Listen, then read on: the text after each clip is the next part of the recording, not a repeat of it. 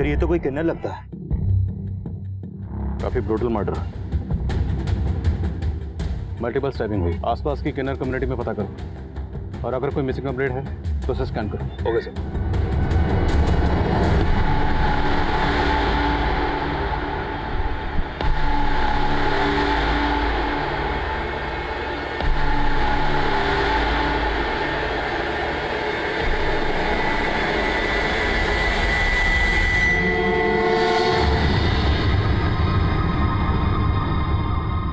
Mummy papa का phone लगा?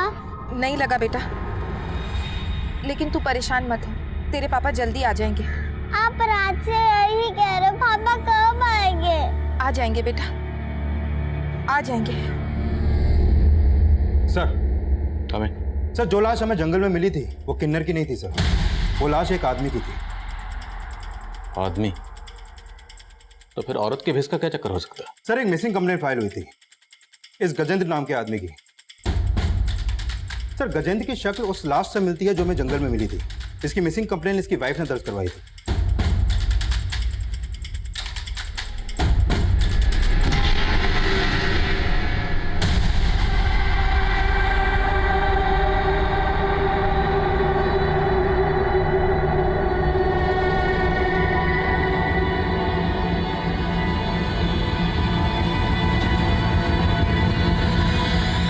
ये क्या बोल रहे साहब? वही बोल रहे हैं जो हमने देखा, जो हमारे सामने आया। हमें जब आपके पति गजेंद्र की लाश मिली उस वक्त वो औरत के भेस में थे। अब इसके पीछे कोई ना कोई वजह तो होगी। आपको कुछ अंदाजा? मुझे कुछ समझ नहीं आ रहा साहब, लेकिन पिछले कुछ दिनों से वो बहुत परेशान रहते थे। अजीब अजीब सपने आते थे उनको। सपने? कैसे सपने? उन्होंने कभी बताया नहीं, बस यही बोलते थे कि बुरे सपने बता दो तो सच हो जाते। और वो ये सपने कब से देख रहे थे? पिछले 3 महीनों से साहब, जब से उनकी बहन पूजा उन्हें छोड़कर चली गई। बहन क्यों छोड़ के गई? उसका एक लड़के के साथ चक्कर था साहब। गजेंद्र जी को ये सब पसंद नहीं था।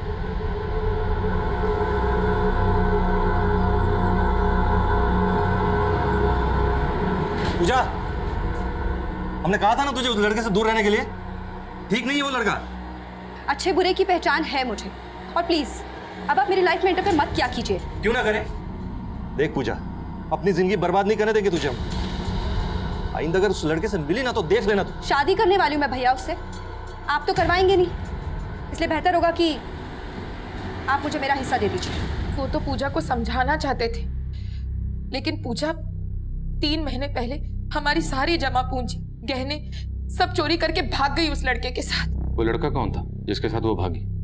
उस लड़के को मैं नहीं जानती साहब, लेकिन मुझे शक है पूजा ने ही मारा है गजेंद्र जी को, ताकि उनके घर पे भी अपना हक जमा सके। आप पता कीजिए उसका साहब। वो तो हम पता करेंगे, हमारा काम है। आपने गजेंद्र जी को आखिरी बार कब देखा था? कल सुबह ऑफिस के लिए निकले थे। कहाँ काम करते थे? विंश्योर कंपनी में सेल्स एग्जीक्यूटिव थे। सर गजेंद्र की बीवी ने गजेंद्र की बहन पर शक जताया, लेकिन गजेंद्र की लाश औरत के भेस में मिलने की कहानी को समझ में नहीं आ रही। गजेंद्र की बीवी ने बताया कि उस दिन ये ऑफिस गया और रात को घर पर नहीं आया। हो सकता है ऑफिस में कुछ हुआ हो, किसी ने ह्यूमिलेट किया। ऑफिस में पता कर। और गजेंद्र की बहन पूजा, उसके कॉल रिकॉर्ड्स निकलो, शायद उससे कुछ पता चले कि गजेंद्र की बहन पूजा इस वक्त कहाँ हो सकती है। Okay sir.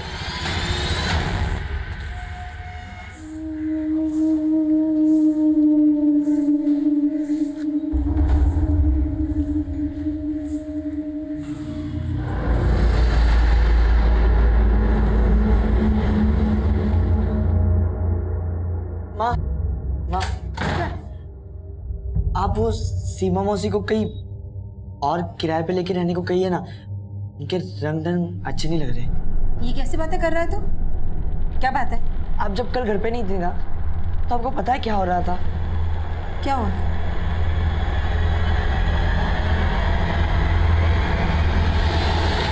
से तू ये सब क्या सोच रहा है बेटा? हाँ, अरे जीजा साली है, जीजा साली में ऐसी मस्ती होती रहती है। और तू क्या कर रहा है? पढ़ाई छोड़ के इन सब में ध्यान दे रहा है। सिर्फ पढ़ाई पे ध्यान दे, समझा मेरी बात?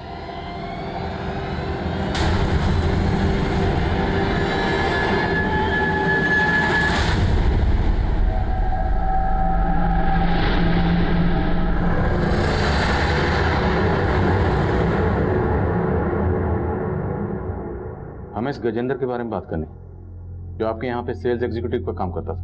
नहीं सर, ये हमारे यहाँ प्यून था। क्या? यस सर, गजेंद्र यहाँ प्यून था। 1 महीने पहले वो यहाँ सेल्स एग्जीक्यूटिव जॉब की इंटरव्यू के लिए आया था, लेकिन तब तक वो जॉब हम किसी और को दे चुके थे। सर देखिए, मैंने आपसे कहा ना। नहीं सर, ये जॉब नहीं, वो आपने बाहर लगाया ना प्यून वाला जॉब, सर वही दे दीजिए सर। काम की बहुत जरूरत है सर। वो ग्रेजुएट था, फिर भी वो प्यून की नौकरी करने के लिए तैयार था। उसकी मजबूरी देखकर मुझे उस पर तरस आ गया और 1 महीने पहले ही मैंने उसको प्यून की नौकरी दे दी। परसों वो जॉब पर आया? हाँ सर, आया था, लेकिन वो हाफ डे लेकर चला गया था। हाफ डे क्यों चाहिए था? उसने कुछ बताया? क्या काम है, कहाँ जाना है? बताया तो नहीं था, लेकिन आए दिन वो हाफ डे की छुट्टी मांग लेता था। सर प्लीज, बहुत जरूरी काम है। तुम्हें आए दिन जरूरी काम होता है? आज आखिरी बार जाने दे रहा हूँ, दोबारा हाफ डे मांगा ना तो घर पर ही रहना, वापस काम पर मत आना। उसी रात हमें गजेंद्र की लाश मिली, और जब हमें उसकी लाश मिली वो औरत के भेष में था। औरत के भेष में? जी। गजेंद्र की आपके ऑफिस में किसी से कोई झगड़ा, कोई लड़ाई? नहीं, ऐसे तो कुछ नहीं था, लेकिन वो आदमी बहुत जुगाड़ू था। मतलब कहने के लिए तो वो प्यून था, लेकिन वो ऊपर से भी पैसे कमाता था। कैसे? वो यहाँ काम कम और पेस रीडिंग ज़्यादा करता था। आसपास के ऑफिस वाले भी अपना चेहरा लेकर उसके सामने खड़े हो जाते थे। वो फेस रीड करके उनके प्रॉब्लम्स का सॉल्यूशन बताता था और उसके बदले में दक्षिणा लेता था। क्या पता सर, ऐसे ही क्लाइंट्स उसके बाहर भी हो और वो हाफ डे लेकर उन्हीं से मिलने जाता होगा। गजेंद्र ने जिस डेट को हाफ डे लिया था, मुझे इनकी डिटेल चाहिए। Okay sir.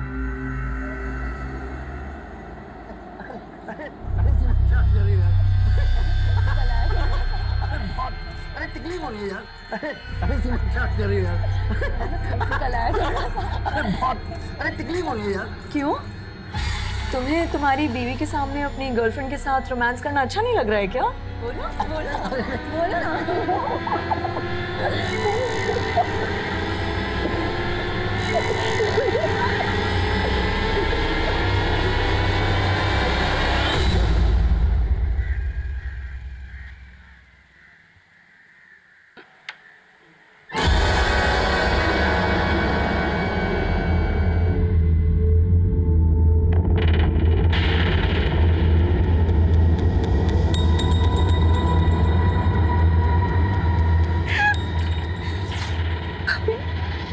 कैसे हो गया भैया के साथ?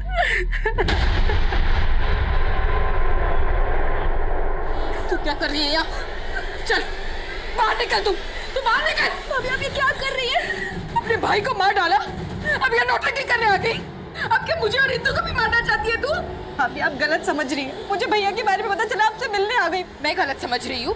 रुक जा, बताती हूँ तुझे। अभी क्या कर रही हैं आप? ये मेरे पति के हत्यारा। बुला पुलिस को, बुला पुलिस को। चलो यहाँ से। सर, मैंने गजेंद्र की बहन पूजा के कॉल रिकॉर्ड चेक किए। सर, 3 महीने पहले जब पूजा का फोन बंद हुआ तो पूजा के फोन से एक दीपक नाम के लड़के को बार बार कॉल हो रहे थे। सर, ये है वो दीपक। हो सकता है ये लड़का दीपक वही हो जिसके साथ गजेंद्र की बहन पूजा ने भागकर शादी की थी। लेकिन सर, गजेंद्र के कॉल रिकॉर्ड में दीपक के ही नाम से रजिस्टर्ड एक और नंबर मिला है, जिससे गजेंद्र को पिछले 3 महीने से लगातार कॉल हो रहे थे। और मैंने चेक किया कि गजेंद्र का फोन ऑफिस के बाद अक्सर निगमपुर में एक्टिव रहता था, और जिन दिनों गजेंद्र ने ऑफिस से हाफ डे लिया था तब भी उसका फोन निगमपुर में ही ट्रेवल कर रहा था। और सर, जिस रात गजेंद्र की हत्या हुई तब भी उसका फोन निगमपुर में ही एक्टिव था। और ये दीपक, इसका नंबर भी निगमपुर में रजिस्टर्ड है? नहीं सर, दीपक का नंबर ज्योति नगर के एड्रेस पर रजिस्टर्ड है। सर, गजेंद्र की बहन अभी भी अपने पति के साथ गजेंद्र के घर आई है, और सर गजेंद्र की बीवी का उसके साथ काफी झगड़ा हुआ।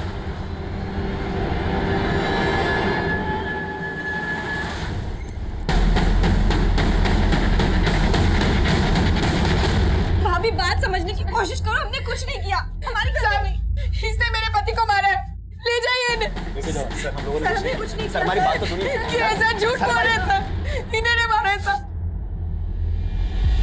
सर जैसे ही हमें भैया की हत्या की खबर मिली, हम भाभी से अपना दुख बांटने चले गए, लेकिन उन्होंने सर भाभी हम पे झूठा आरोप लगा रही हैं। हम भला अपने भाई को कैसे मार सकते हैं?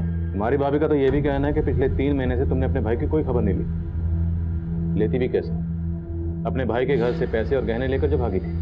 नहीं सर, हम मानते हैं कि हमने गजेंद्र भैया के खिलाफ जाकर दीपक से शादी की थी, लेकिन कोई चोरी करके नहीं भागे थे हम।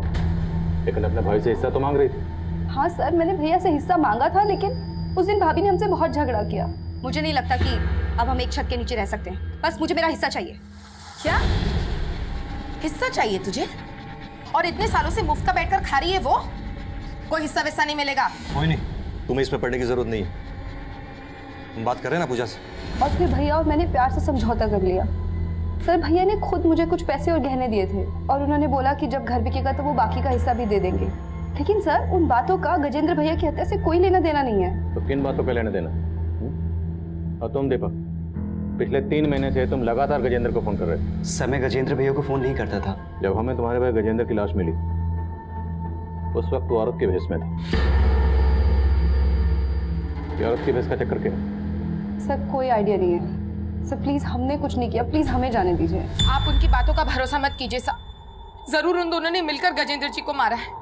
उनको हम देख लेंगे, लेकिन आप बोल रही थी कि गजेंद्र अपने ऑफिस में सेल्स एग्जीक्यूटिव थे, लेकिन वो तो वहां पर प्यून का काम करते थे। प्यून? नहीं साहब, ये कैसे हो सकता है? भला कोई बीए पास आदमी प्यून का काम करेगा? लेकिन हमने कंफर्म किया है, गजेंद्र अपने ऑफिस में प्यून ही थे, और उनके ऑफिस से ये भी पता चला है कि वो वहाँ लोगों की फेस रीडिंग करके उनसे दक्षिणा मांगते थे। क्या वो भूत भविष्य बताने का भी काम करते थे? साहब अगर वो किसी का भूत भविष्य जानते तो क्या अपने दिन में ही सुधार लेते? अच्छा, गजेंद्र अपने ऑफिस से आए दिन हाफ डे की छुट्टी लेते थे और उनका फोन अक्सर निगमपुर में एक्टिव रहता था। निगमपुर में कहाँ जाते होंगे? निगमपुर? मुझे इस बारे में कुछ नहीं पता साहब। और आधे दिन की छुट्टी लेकर तो वो कभी घर नहीं आए, उल्टा ओवर टाइम करते थे, रोजाना घर लेट आते थे। उनके ऑफिस वाले झूठ बोल रहे साहब। लेकिन मैं दावे के साथ कह रही हूँ, उनकी हत्या पूजा ने ही की है और उनका औरत के भेष में मिलना ये भी उसी का कोई षड्यंत्र है। ये सब क्या चल रहा है माँ? वो औरत पापा के साथ आपके सामने। माँ ये सब क्या चल रहा है? माँ आप कुछ बोलती क्यों नहीं है माँ? वो औरत हमें ब्लैकमेल कर रही है। ब्लैकमेल? किस बारे में ब्लैकमेल कर रही है माँ? कुछ मत पूछ बेटा, जैसा चल रहा है ना वैसा चल रहे थे। समझ ले तेरे माँ बाप मजबूर है।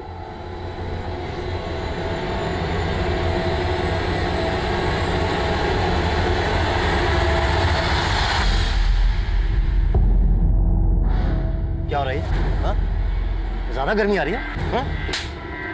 रुक। I'm sorry.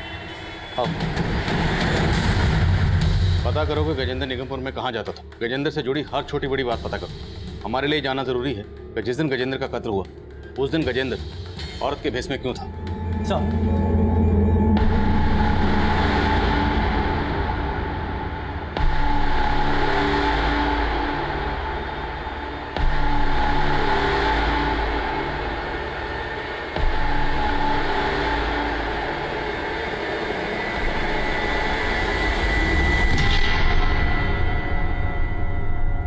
क्या हुआ पूजा? अरे पूजा, तुमसे बात कर रहा हूं मैं। पूजा क्या हुआ? इतनी चुपचाप क्यों हो तुम? और क्या चल रहा है तुम्हारे दिमाग में? हाँ, तुम्हारी भाभी की वजह से पुलिस तुम्हारे साथ साथ मुझ पे भी शक कर रही है और तुम हो कि भाभी का तो काम है ना शक करना, लेकिन तुम? मेरा क्या? कुछ नहीं। क्या? क्या?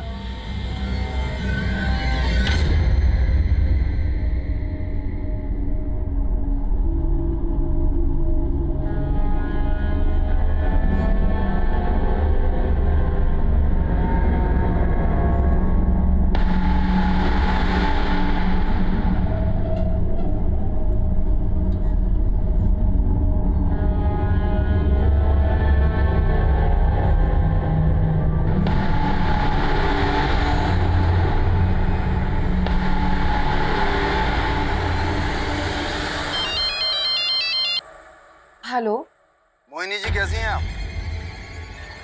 कौन बोल रहे? मैं आपका शुभचिंतक बोल रहा हूँ। मैं जानता हूँ कि आपके पति गजेंद्र को किसने मारा। कौन बोल रहे हो तुम? अरे ये जान के क्या करेंगी, लेकिन आप इस गलत फहमी में मत रहिएगा कि आपके पति गजेंद्र को उसकी बहन पूजा ने मारा। दरअसल उसे किसी और ने मारा। किसने? ये जानने के लिए तो आपको मुझे 3 लाख रुपए देना पड़ेगा। गजेंद्र के कातिल का पता बताने के लिए किसी ने आपसे 3 लाख रुपए मांगे? हाँ साहब, मुझे तो लगता है ये पूजा की कोई चाल है। लेकिन जिसने आपको कॉल किया वो कौन हो सकता? पता नहीं साहब। जिस नंबर से आपको कॉल आया वो नंबर दीजिए। हाँ वर्मा। सर गणेश नगर में जहाँ पूजा का फोन बंद हुआ था वहाँ एक लड़की की लाश मिलने की खबर मिली।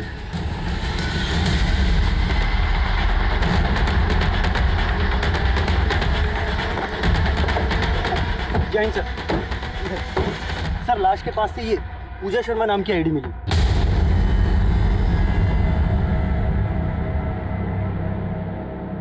बॉडी का चेहरा बिगाड़ा गया। फिर कहीं ऐसा तो नहीं कि ये लाश पूजा की ना हो, किसी और लड़की की हो? मतलब दीपक और पूजा ने किसी और लड़की को मारकर यहाँ गिरा दिया और फिर पूजा की आईडी इस लाश के पास छोड़ दी। Right sir. और मोहिनी को फोन करवाना भी उनकी कोई नई चाल हो सकती है। सर मैंने ऐसा कुछ भी नहीं किया है और सर पूजा के साथ इतना कुछ हो गया और आप मुझ पे शक कर रहे हैं। अगर वो लाश वाकई पूजा की है तो ये बता कि पूजा को मारने के बाद उसका चेहरा क्यों बिगड़ा? सर मैंने ऐसा कुछ भी नहीं किया है। बंद कर। तूने नहीं किया तो किसने किया? कहीं ऐसा तो नहीं तूने और पूजा ने मिलकर किसी और लड़के को मार दिया? सर मैंने ऐसा कुछ भी नहीं किया है। तो किसने किया? पूजा ने किया? बोल। देख sir sir sir, sir, sir मैं आपको सब कुछ सच सच बता रहा हूँ, कुछ भी नहीं छुपाऊंगा सर। बोल। सर ये सच है कि पूजा ने मेरे साथ भाग के शादी की थी और वो पैसे और गहने लेकर आई थी और वो सब कुछ घर से चोरी करके लाई थी। आप पूजा ये इतने सारे पैसे और गहने कहाँ से लाई तुम? ये गहने मेरे भाभी के हैं और ये पैसे मेरे भैया के। उन्होंने तो मुझे मेरा हिस्सा देने से साफ मना कर दिया था ना, तो बस मैं चोरी करके ले आई। चोरी? हाँ। और अभी तो ये शुरुआत है, अभी भैया को मुझे मेरा हिस्सा भी देना पड़ेगा। सर उसके भैया भाभी के लिए पूजा के दिल में जहर भरा था। वो गजेंद्र भैया से पैसे निकलवाने के लिए उन्हें फोन करके ब्लैकमेल करती थी।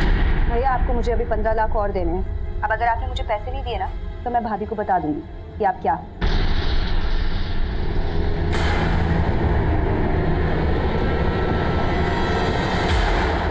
ऐसा क्या था जिसकी वजह से पूजा अपने भाई गजेंद्र को ब्लैकमेल कर रही थी? सर वो तो मुझे नहीं मालूम है। वो गहने और पैसे तेरे पास ही है ना? मेरे पास कुछ भी नहीं है और पूजा जो कुछ भी लेकर आई थी सब कुछ घर पे ही रखा है। सर मुझे तो ऐसा लग रहा है कि भाई बहन से किसी ने एक एक करके दुश्मनी निकाली है। कौन दुश्मनी निकाला? सर ये तो मुझे नहीं पता, लेकिन सर मैंने कुछ भी नहीं किया है। दीपक का बयान पूजा पर हमारा शक और भी गहरा कर रहा। हमने चेक किया, पूजा के अकाउंट में काफी पैसे थे जो उसने गजेंद्र के कत्ल से पहले ही निकाल लिए। हम तब ये भी तय नहीं कर पा रहे कि हमें जो लाश मिली थी वो लाश वाकई पूजा की थी या फिर किसी और को मारकर उसे पूजा की पहचान दी गई थी। इसलिए हम उस लाश का डीएनए गजेंद्र के डीएनए से मैच करवा कर देखना चाहते थे। मोहिनी को जिस नंबर से फोन किया गया था वो नंबर एक पीसीओ का था। उस पीसीओ से तो कॉलर की कोई लीड नहीं मिली, लेकिन निगमपुर जहाँ पर गजेंद्र का फोन अक्सर एक्टिव रहता था वहाँ से गजेंद्र के बारे में एक चौंकाने वाली जानकारी सामने आई। वो दोस्त कौन था उस गजेंद्र, मतलब उस बबली का? बॉबी नाम था साहब उसका। कहाँ मिलेगा ये बॉबी? मालूम नहीं साहब, काफ़ी टाइम से उन दोनों को यहाँ देखा नहीं मैंने। बॉबी का फ़ोन नंबर है तुम्हारे पास? साहब फ़ोन नंबर तो नहीं होगा। स्केच बनवा सकते हैं उसका? हाँ साहब रोज़ ही देखता हूँ, स्केच बनवा सकता हूँ सर। करो। गजेंद्र गाजीपुर में अक्सर इस शख्स के साथ देखा गया। आप जानती हैं सर? नहीं साहब, लेकिन ये बॉबी नाम है इसका। बॉबी नाम के किसी शख्स को जानती हैं? नहीं साहब, मैं किसी बॉबी को नहीं जानती, लेकिन गजेंद्र जी इस के साथ। देखिए हमें तो पता चला है कि गजेंद्र भी था और इस बॉबी के साथ मिलकर निगमपुर में धंधा करता था। ये झूठ है साहब, उन्हें बदनाम करने की कोई साजिश है। हमारी इन्फॉर्मेशन पक्की है, गजेंद्र था और निगमपुर में गजेंद्र को लोग बबली के नाम से जानते थे। हो सकता है आप भी जान गई कि आपका पति है और इसलिए आपने अपने पति। ऐसा आरोप मत लगाइए साहब, आप मुझ पर। 10 साल से पति पत्नी थे हम। मैं उन्हें शादी के पहले से जानती थी। गजेंद्र और पूजा कौन से गांव के रहने वाले थे? साहब वो तो यहीं रहते थे, अब उनका गांव कहाँ है वो मुझे नहीं पता। ये गजेंद्र औरत के भेष में धंधा करता था, बीए पास था, लेकिन पीएन की नौकरी करता था। हमारे सामने इसकी शख्सियत के कई शेड्स आ गए, लेकिन इसकी बीवी मोहिनी का कहना है कि वो ये तक नहीं जानती कि गजेंद्र कहाँ का रहने वाला था। मुझे लगता है इस केस को समझने के लिए हमें पहले गजेंद्र की असली शख्सियत को समझना होगा। सर एक बात और है, दीपक ने बोला था कि पूजा गजेंद्र को ब्लैकमेल कर रही थी। शायद पूजा गजेंद्र की बीवी को गजेंद्र की इसी दोहरी शख्सियत की असलियत बताने की धमकी दे रही हो। मुमकिन है, लेकिन ये भी मुमकिन है कि गजेंद्र की बीवी मोहिनी को गजेंद्र की असलियत के बारे में पता चल गया और इसी ने मोहिनी की बैकग्राउंड खंगाला। और गजेंद्र के साथ जो दूसरा किन्नर था बॉबी, उसकी क्या लीड है? सर फिलहाल बॉबी का कुछ पता नहीं लग पा रहा, लेकिन हमारी टीम लगी हुई है। हमारे लिए बॉबी की लीड बहुत ज़रूरी है कि जिस लड़की की लाश हमें मिली थी वो लाश वाकई पूजा की या दीपक और पूजा दोनों मिलकर कोई गेम कर रहे हैं। डीएनए रिपोर्ट का क्या स्टेटस है? सर रिपोर्ट आने में थोड़ा टाइम लगेगा। मैं कमी सर। सर पूजा और गजेंद्र दोनों के प्रोफाइल को अच्छे से चेक किया है सर। उन दोनों के अकाउंट से कोई ऐसा क्लू नहीं मिला है जिससे उनका नेटिव एड्रेस पता चले। लेकिन सर उन दोनों भाई बहन के अकाउंट में एक कॉमन प्रोफाइल मिली है। ये देखिए सर, ये सीमा है। पूजा इसके साथ काफ़ी ज़्यादा टच में थी। और सर ये सीमा गजेंद्र के सोशल मीडिया अकाउंट में भी एज अ फ्रेंड ऐड है। हाँ, तो ये सीमा गजेंद्र और पूजा दोनों को जानती थी। रहती कहाँ है? सर हमारे साइबर सेल ने जब इसके प्रोफाइल को चेक किया तो हमें इसका एड्रेस मिला था। सर मैंने नवीन को वहाँ पे भेजा था, लेकिन सर इसके घर पे काफ़ी दिनों से ताला लगा हुआ है। इसका कोई फ़ोन नंबर? नहीं सर, इसका कोई फ़ोन नंबर तो नहीं मिला है। लेकिन हाँ सर, इसके अकाउंट में ये प्रमोद नाम के आदमी की प्रोफाइल मिली। सर सीमा इसके साथ काफ़ी टच में थी। इस प्रमोद का एड्रेस निकलो। गजेंद्र और पूजा से जुड़े हर शख्स से मिलना ज़रूरी है। सर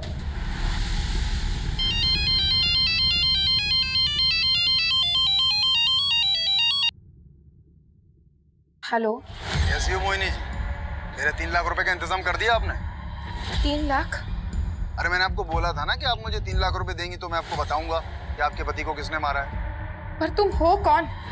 फिर वही सवाल, अपने पति के कातिलों को फांसी नहीं चढ़वाना क्या आपको?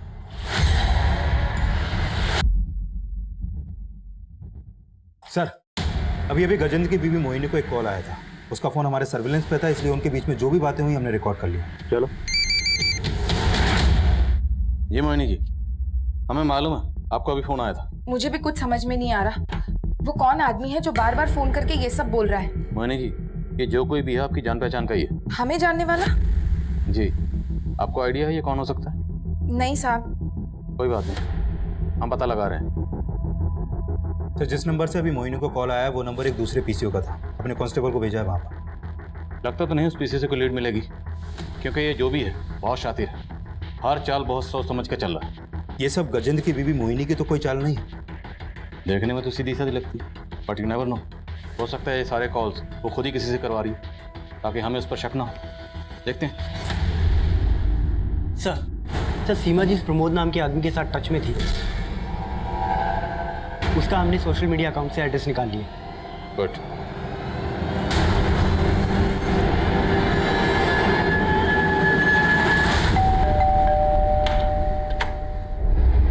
जी? ये दरअसल एक केस के सिलसिले में हम सीमा से बात करना चाहते थे और हमें पता चला कि वो आपकी दोस्त है। तो क्या बता सकते हैं कि सीमा आजकल कहाँ? जी वो मुकुंदपुरा में रहती है सर। वो हमने चेक किया, काफ़ी दिनों से उसके घर पर ताला लगा हुआ है। आपके पास उसका नंबर तो होगा? जी।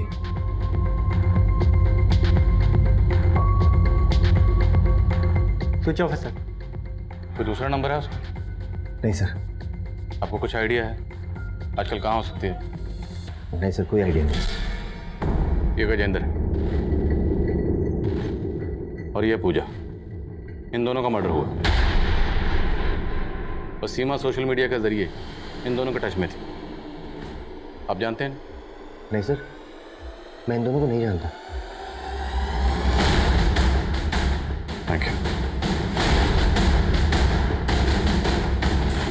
आई थिंक ये जरूर कुछ छुपा रहा है। आस पड़ोस में इसके बारे में सब कुछ पता करो। Okay sir.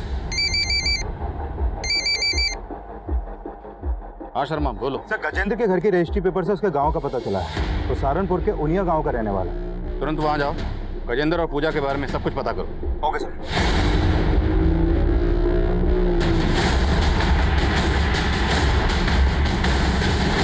तो सीमा है, प्रमोद की साली। प्रमोद की साली? जी हाँ, प्रमोद की वाइफ की कजन है। पिछले कुछ दिन से वो यहीं पे रह रही थी, फिर अचानक से कहीं गायब हो गई।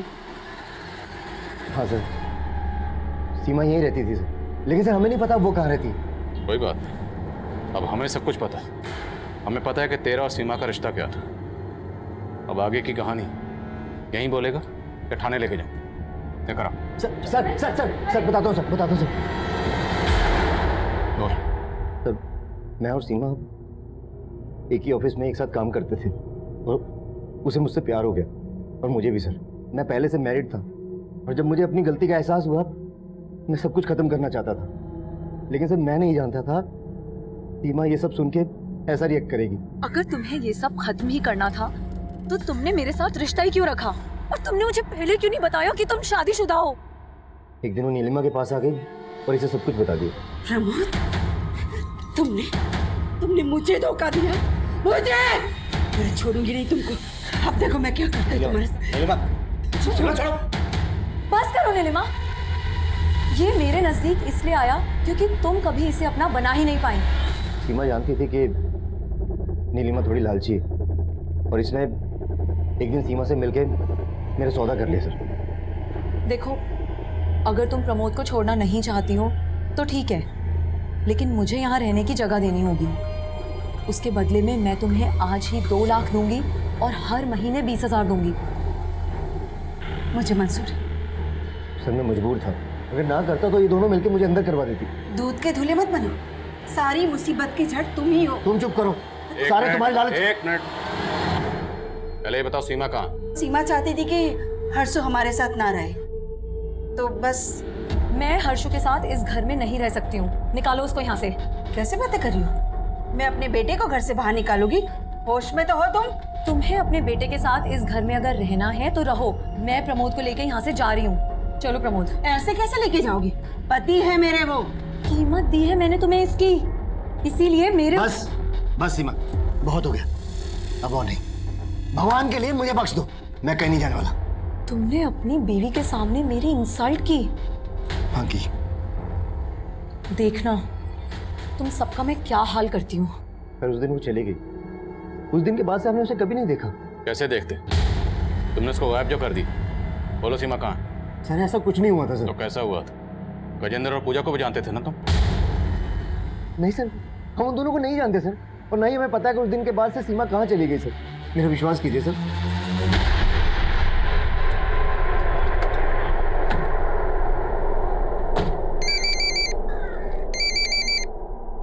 हाँ तिवारी। सर गजेंद्र के गांव से कई चौंकाने वाली बातें पता चली हैं। वो सीमा जिसके पूजा टच में थी वो गजेंद्र और पूजा की ही बहन। सीमा गजेंद्र और पूजा की बहन? हाँ सर, ये तीनों बच्चे गिरधारी और सावित्री के थे। गिरधारी की मौत काफी पहले ही हो गई थी, फिर उनकी माँ ने एक रमेश नाम के आदमी से शादी की थी। सर ये रमेश नौटंकी ग्रुप चलाता था और 20 साल पहले उसकी भी हत्या हो गई।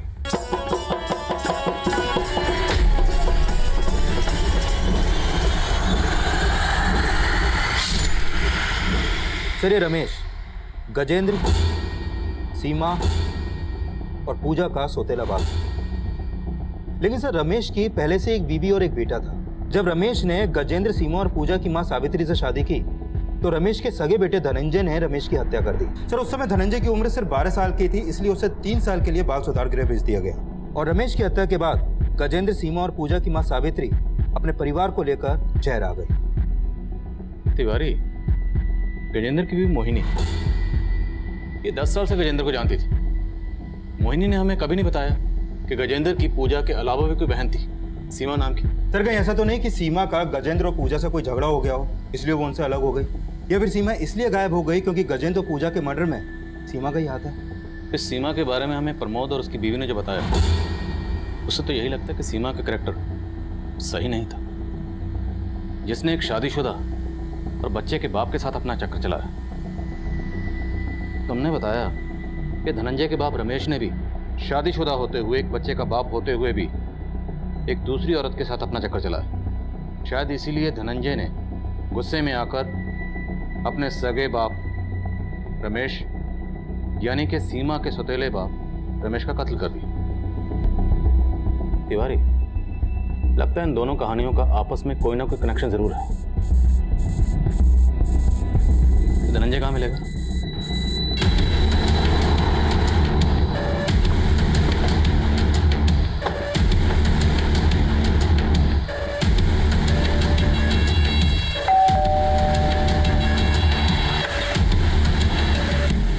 जी धनंजय? नहीं धनंजय, बताइए। सर, मेरी माँ को मेरे बाप ने धोखा दिया था और मैं उस समय बर्दाश्त नहीं कर पाया था। तो बाप का गुस्सा अब तक तुम्हारे... सर, जो मैंने किया था उसकी सजा मैं पा चुका। मुझे नहीं पता कि अब वो लोग कहाँ रहते हैं, और उनकी माँ ठीक औरत नहीं थी। मेरे बाप के अलावा उसने कई और मर्दों को फांस रखा था।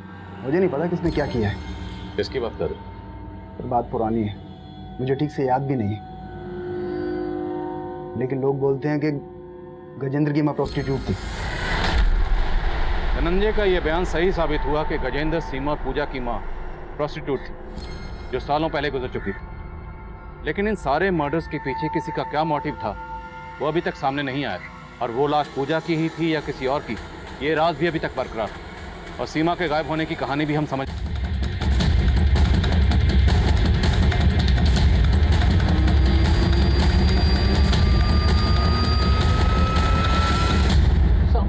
साहब, मैं उसको कैसे मार सकता हूँ? बबली मेरा अच्छा दोस्त था साहब। तो दोस्त के मर्डर के बाद भागा क्यों था? साहब, उसके मर्डर के बारे में सुनने के बाद मैं डर गया था। मुझे लगा कि आप लोग मेरे ऊपर ही शक करोगे, क्योंकि वो मेरे जैसा नहीं था, फिर भी मेरा धंधा करता था सर।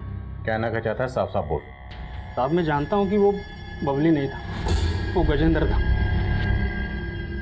बहुत बुरा हुआ उसके साथ। उसकी माँ धंधा करती थी, लेकिन वो नहीं चाहती थी कि उसके बच्चे भी उसकी तरह बने। लेकिन किस्मत तो देखो, अपनी बहनों को पालने के लिए गजेंद्र को भी वही काम करना पड़ा जो वो कभी नहीं करना चाहता। लेकिन एक दिन उसकी बड़ी बहन को मालूम पड़ा तो वो गजेंद्र को छोड़ के चली गई। और फिर उसकी ज़िंदगी में मोहिनी भाभी आई। भाभी को मिला तो नहीं, लेकिन गजेंद्र हमेशा बात करता था भाभी के बारे में। आज तक मैं मोहिनी को ये सब नहीं बता पाया कि, लेकिन अब मैं ये सब छोड़कर कोई अच्छी सी नौकरी ढूंढ लूंगा। अब गजेंद्र ने काफ़ी साल पहले ये धंधा छोड़ दिया था, लेकिन 3 महीने पहले उसकी छोटी बहन ने भी उसको धोखा दे दिया और उसको ब्लैकमेल करने लगी कि अगर उसने पैसा नहीं दिया तो मोहिनी भाभी को उसकी असलियत के बारे में बता देगी। गजेंद्र को आखिरी बार 16 मार्च को तुम्हारे साथ देखा गया और 16 मार्च की रात को इसका मर्डर हुआ। मर्डर तूने नहीं किया तो किसने किया?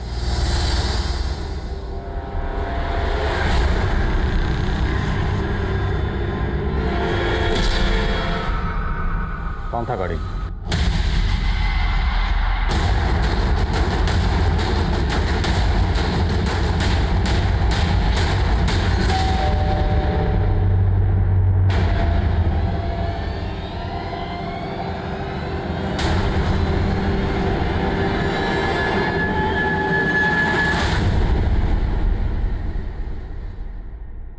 पेपर, तुमने क्या सोचा? तुम हमें नहीं बताओगे तो हमें पता नहीं चलेगा कि धनंजय तुम्हारा मौसेरा भाई। और तुम धनंजय, 20 साल पहले तुमने अपने बाप का कत्ल किया। हाँ सर, 20 साल से मैं उस आग में जल रहा था। मेरा बाप ही मेरा दुश्मन नहीं था, गजेंद्र की माँ और उसका सारा खानदान मेरा दुश्मन था। मुझे उन सब से बदला लेना था। सर, मैंने पूजा को उसके भाई के खिलाफ इतना बरगलाया कि वो अपने घर से पैसे और जेवर चोरी करके मेरे साथ रहने आ गई।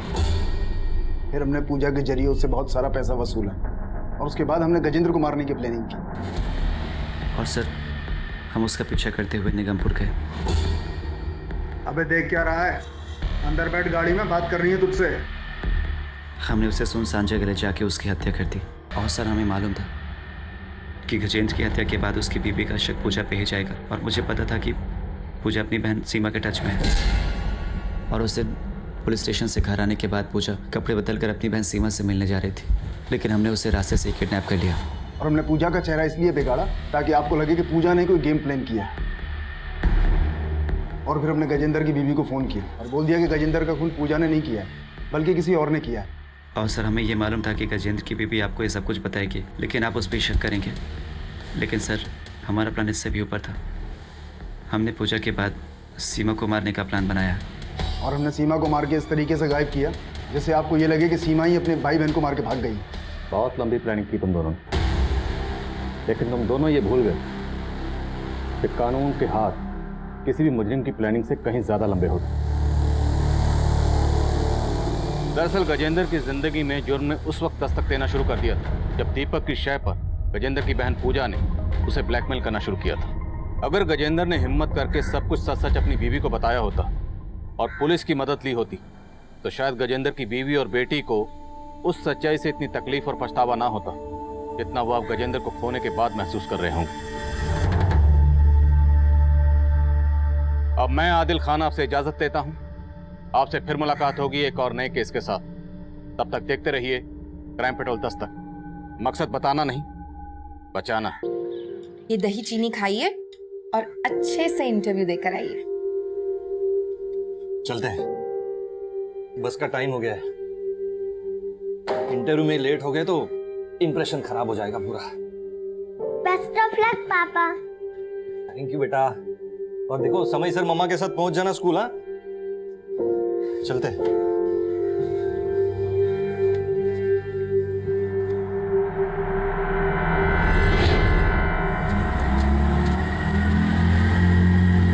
बस बस बस दादा।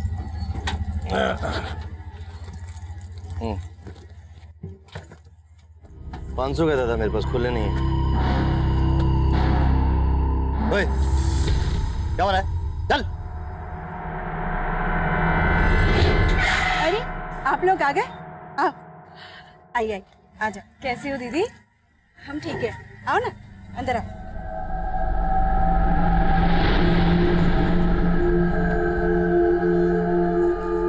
अरे हर्षु, ऐसे टुकुर टुकुर क्या देख रहा है? आ इधर आ, देख कौन आया है। आ ना, नमस्ते कर। ये तेरी मौसी है। नमस्ते माँ, आपने कभी बताया नहीं इनके बारे में। वो क्या है ना हर्षु, तुम्हारी मम्मी राज छुपाने में एकदम माहिर है। कैसे राज? अरे बेटा कुछ नहीं, इसे जरा मजाक करने की आदत है। इस शहर में इसकी नौकरी लगी है और वो नौकरी तेरे पापा ने ही लगाई है, इसलिए आज से हमारे साथ इसी घर में रहेगी। हर्षु, ये तुम्हारे लिए। नहीं मौसी, रहने दो। अरे ले ले बेटा, इतने प्यार से दे रही है। ले ले, रख ले। दीदी, मैं आपके लिए भी कुछ लाई हूँ। हमारे लिए? पूरे 75,000 का है। बहुत।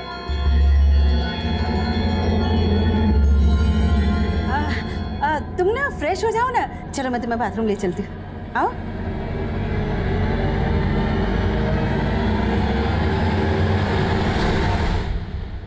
कहाँ थे आप? कब से फोन लगा रहे हैं? सॉरी, वो हमारे मोबाइल की बैटरी चली गई थी। अरे तो पीसीओ से एक फोन कर देते, कितनी टेंशन हो गई थी हमें। क्या हुआ, नौकरी नहीं मिली क्या? नहीं, नौकरी तो लग गई। सच? और इतनी अच्छी खबर आप हमें ऐसे बता रहे हैं? थोड़ा थक गए। पापा मैं आपका सर दबाऊं? अरे नहीं बच्चा, ठीक हो जाएगा वो। हाँ, तुम जाओ होमवर्क करो। अच्छा, बातें बाद में, आप फ्रेश हो जाइए, मैं खाना लगा देती हूँ।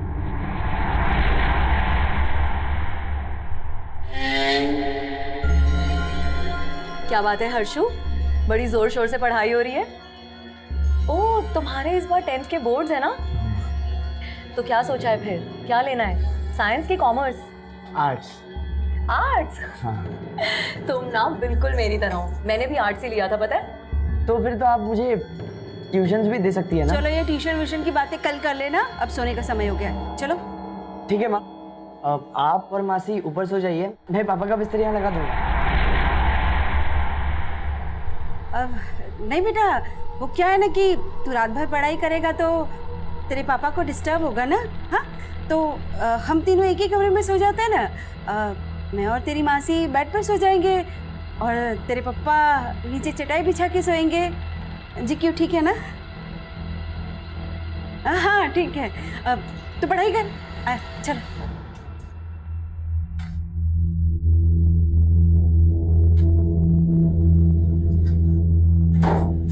तुम नीचे अपने बेटे के साथ नहीं सो सकती थी क्या? कबाब में हड्डी बनना जरूरी है? नहीं, कोई कबाब में हड्डी नहीं बनेगी। मैं यहाँ नीचे चटाई बिछा के सो जाऊंगी ना। फिक्र मत कर। नीलिमा, तुम्हें ये नीचे चटाई चुभेगी। रुको, मैं चादर ला दूं। ये बिछा लो। लाओ मैं कर लूँगी। उधर जाओ। वाह प्रमोद, तुम तो बड़े केयरिंग हो, लेकिन अब तुम्हारी देखभाल की जरूरत मुझे है।